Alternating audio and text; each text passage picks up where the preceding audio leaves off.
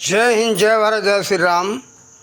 मैं राम अवतार दास उर्फ सखी ललिता देवी और मैं आज पुस्तक के प्रचार के विषय में आप लोग को बता रहा हूँ, पुस्तक का परिचय दे रहा हूँ। ये सत्य दर्शन सागर हम पुस्तक कई बार हमने कहा आप लोगों को से कि ये छपेगा, लेकिन अब छप करके ये पुस्तक तैयार है। देखिए, सत्य दर्शन सागर, लेखक राम अवतार दास, शरण गुरु श्री 108 श्री झुनझुनिया महाराज, अयोध्या धाम। ये राम जी मंदिर का चित्र है। दोनों तरफ जो है, एक तरफ है श्री राम जी है, एक तरफ हनुमान जी हैं। अब इसमें ये सत्य दर्शन सागर पुस्तक जो मूल नहीं है, संपूर्ण नहीं है, ये चौथा भाग है। अब हम आप लोग को इसके अंदर का परिचय दे दें। ये जो है श्री राम जी का चित्र लगा हुआ है। ये सत्य दर्शन सागर, यहाँ ये पूर्ण जो है कि ये सब है। फिर उसके बाद अब भूमिका है। भूमिका के बाद आपको मिलेगा ये यह भी भूमिका जो है 2 पृष्ठ में है। और इसका जो है यहाँ भी अंदर परिचय दिया गया है। सत्य दर्शन सागर भाग 1, ऊपर नहीं लिखा है भाग 1, लेकिन अंदर इसका भाग 1 लिखा है। फिर इसके बाद अब देखिए सत्य दर्शन सागर का थोड़ा सा इसमें जो है बताया गया है कि कितना छपा है, कितना बाकी है। फिर उसके बाद सत्य दर्शन फलम है, सत्य दर्शन सागर का फल क्या है, इसके विषय में इसमें बताया गया है। फिर इसके बाद आप सत्य दर्शन सागर का महत्तम देखेंगे, सत्य दर्शन सागर का महत्तम। फिर उसके बाद सूची है, विषय सूची। इसमें 60 सूचियाँ हैं, 60 विषय पर लिखा गया है, 60 विषय पर इसमें लेख है। और जो जो विषय लिया हूँ उसका सत्यता दर्शाया हूँ। और इसमें विशेषता ये है कि इसमें हम काम, क्रोध, मद, लोभ से रहित होकर के, पक्षपात, स्वार्थ से रहित होकर के, भय से भी रहित होकर के, किसी का भय नहीं किया कि बड़े लोग ये कह कर के गए हम ये बात बता रहे हैं तो ये उनके सिद्धांत के विपरीत है, ऐसा हमने नहीं कुछ सोचा। हमने सोचा कि वास्तविकता बताना ज़रूरी है, कारण कि समाज में ऐसी जो कुरीतियाँ कुछ चलाई गई। फिर ये देखिए, यहाँ अवतारिकों के चित्र जो दिया गया है, ये चाहे अभी वर्तमान माने कुछ समय के बहुत भूतकाल के जो महापुरुष हैं उनका, फिर जो मध्य के हैं उनका, ये महापुरुषों का चित्र है जो कि वीर रस का ये सब दर्शाने वाला है। ये कायरता को दर्शाने वाला नहीं है। आप लोग ये चित्र से देखेंगे। फिर इसके बाद देखिए, यहाँ जो है गुरु गोविंद सिंह का, ये पहले यहाँ तो राम जी, विष्णु भगवान, हनुमान जी, फिर शंकर जी और श्री कृष्ण भगवान चक्रधारी, माता दुर्गा और माता काली हैं। फिर इसके बाद श्री गुरु गोविंद सिंह जी हैं अपने शिष्य मंडली सहित। देखिए, एक जगह जो है तलवार लिए हुए दिखाया गया है और दूसरे जगह धनुष बाण है उनके कंधे पर। देखिए, और कहीं भी आप दिखेंगे तो उनके हाथ में शस्त्र है ज़रूर। ये जो है आप लोग आज से कुछ समय पहले का ये महापुरुषों का चित्र है जो वीर थे, अपने भारत के स्वतंत्रता संग्राम सेनानी। और उसके पहले महाराणा प्रताप हैं। फिर उसके बाद में झांसी वाली छत्रपति शिवाजी है, समकालीन ये दोनों थे। फिर बाद में नेताजी सुभाष चंद्र बोस, चंद्रशेखर आज़ाद और सरदार भगत सिंह हुए। ये जो भारत को आज़ाद के कराने के काम में ये भूमिका सब लोग निभाए थे। और मुसलमानों के समय में, मुगलों के समय में ये राजा लचित बोरफुकन हुए थे। ये असम के राजा थे, बहुत वीर योद्धा थे जो कि मुगल से पार न पार सके। फिर इसके बाद जो है कि अब हम ये झांसी की रानी का चित्र है। ये तो परिचय के मोहताज नहीं है, जितने लोगों का दिया हुआ है ये सब लोग आप लोग जानते ही हो।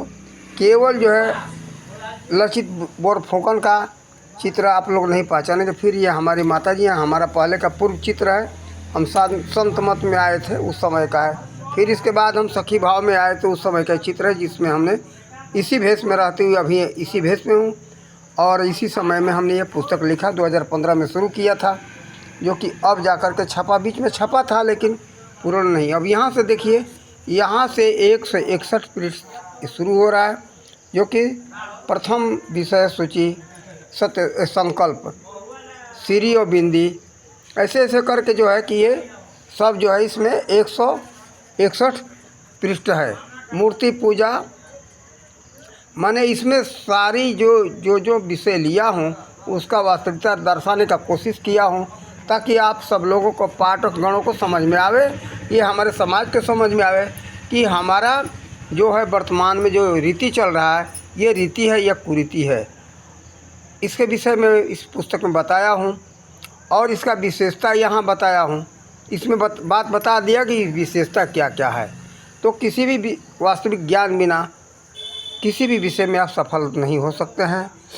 तो सभी विषयों में हम सबको वास्तविकता का ज्ञान होना ज़रूरी है। देखिए, कंठी और माला का वास्तविकता बताया हूँ।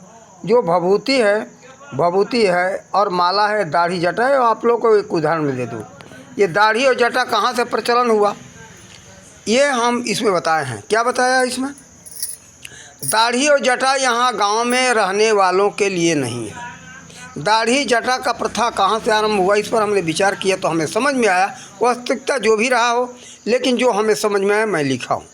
देखा जाए, मान लो जो जंगल में, गुफाओं में या बहुत दूर नदी के किनारे नर्मदा इत्यादि नदियाँ हैं जहाँ बहुत तपस्वी हैं, बहुत से जंगलों में पहाड़ों में संत चले गए। वहाँ उनके जाने के बाद क्या हुआ कि वहाँ नाई नहीं है बाल बनाने वाला, कोई कंघी जैसे दांतरी कहते गुजरात में, दांतिया कहते हैं, और तेल नहीं है। तो मान लो कंघी नहीं तो कैसे वो व्यक्ति झाड़ सकता है और उसमें कैसे तेल लगा सकता है? तेल तो है नहीं। फिर जंगल में कहाँ तेल मिलेगा, कहाँ कंघी मिलेगी? फिर वहाँ कोई नाई नहीं बाल बनाने वाला। तो ऐसे करके क्या होता है कि बाल बढ़ जाता है, कोई साधन नहीं रहता है, तो धीरे धीरे जटा बन जाते हैं। भभूति की प्रथा वहीं से है कि मान लो जो घर से हम ओढ़ने पहनने के लिए कोई भी व्यक्ति वो वस्त्र लेके गया, जंगलों में पहुंचा, वहाँ फट गया, तो फिर शरीर को तो सुरक्षित रखना ही है। और सुरक्षित रखने के लिए क्या किया संतों ने, वो भक्तों ने और भजनानंदियों ने, कि धुना जलता रहता था। तो कभी भी किसी मौसम में क्या हुआ कि गए स्नान किए। सर्दी के मौसम में भभूति बहुत रक्षा का काम करता है। तो देखा जाए तो तन ढकने के लिए वस्त्र तो चाहिए हर समय में। तो वो क्या करते थे, वहीं के लंगोटी का छाल का, लंगोटी का जो है वो केले का लंगोटी का वहीं का प्रथा है।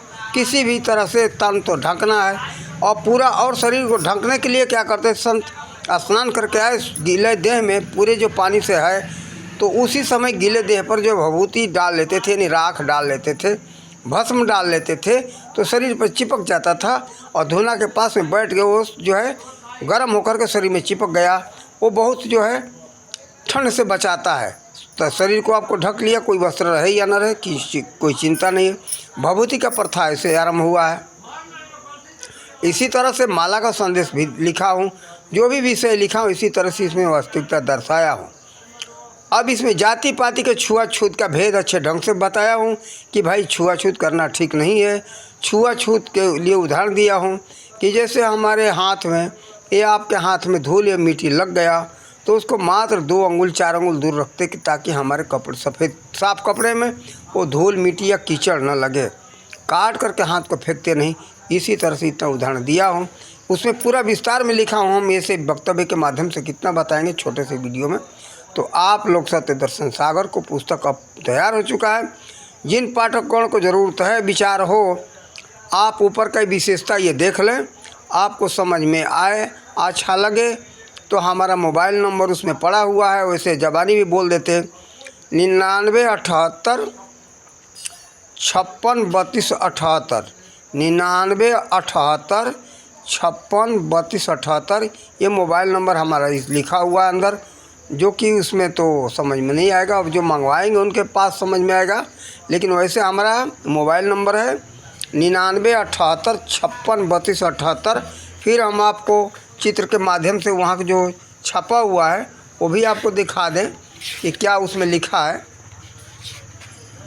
ये देख लीजिए, ये नंबर है 9978 56 32 78। ये देख करके आप अपने मोबाइल में डायल करके फ़ोन करेंगे तो आपको ये पुस्तक मिल जाएगा। हम डाक द्वारा आपके पास भेज देंगे। डाक खर्चा आपको देना होगा तो आप भेज देंगे, और इसका कीमत 299 रुपया होगा। आप भेज करके मंगवा सकते हैं। देखिए, ये इतना लंबा चौड़ा पुस्तक है और अच्छे कागज़ में छपा हुआ है।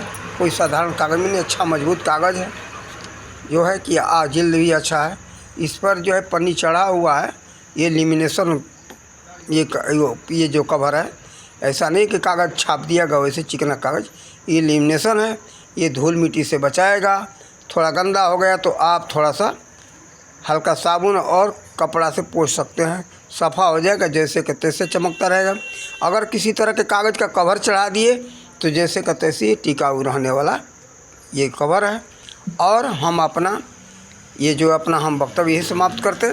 और मैं रामावतार दास और अखिला ललिता देवी, मैं ही हूँ।